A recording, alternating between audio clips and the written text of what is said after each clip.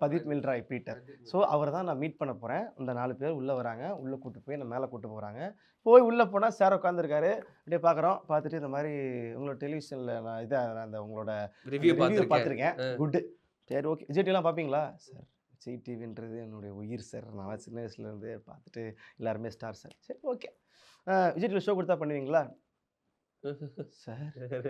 நீங்கள் ஏதோ சொன்னீங்க என் காதில் பேடாக விழுந்துச்சு அப்படின்ற மாதிரி தான் ஒரு மூமெண்ட். ஏன்னா இதை யாருனால லேட் பண்ணிக்க முடியும்னா அந்த வார்த்தையை எந்த ஒரு சர்வேவே இல்லாமல் எந்த ஒரு படிப்பும் இல்லாமல் டெய்லி ஒரு லோக்கல் சேனல் ஆடிஷன் போயிட்டு லோக்கல் சேனலில் டெய்லி சினிமா சேனல் தான் அதில் வந்து ஒரு 100 ஆடிஷன் கொடுத்து ஒரு ஆடிஷனில் செலக்ட் ஆகி அதை ஒரு 50 சம்பாதிப்பான்ல, அவனுக்கு இந்த வார்த்தை வந்து literally it's not a word, it's emotion. உண்மையாகவே டெலிவிஷனில் சும்மா கிடையாது.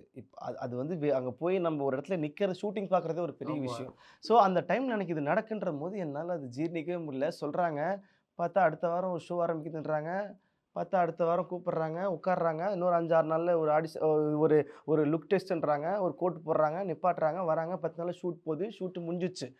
எனக்கு என்ன ஒரு பழக்கம் இருக்குன்னா, எப்பவுமே வீட்டில் நான் ஆடிஷன் போகிற ஜெயிச்சதுக்கு பிகினிங்ல இருந்தே நான் வீட்டில் வந்து எங்கள் வீட்டில் அதை ட்ரை பண்ணுறேன்னு சொல்லவே மாட்டேன். நிறைய பேர் அப்படி இருக்காங்க. ஆனர் வந்ததுக்கு அப்புறம் சொல்லி அப்படி இருந்தா ஏன்னா அதுக்கு முன்னாடி நிறைய விஷயங்கள் தடங்களாகவும் வரும் வராது. அதனால நான் சொல்லவே மாட்டேன். நான் சொல்லலை.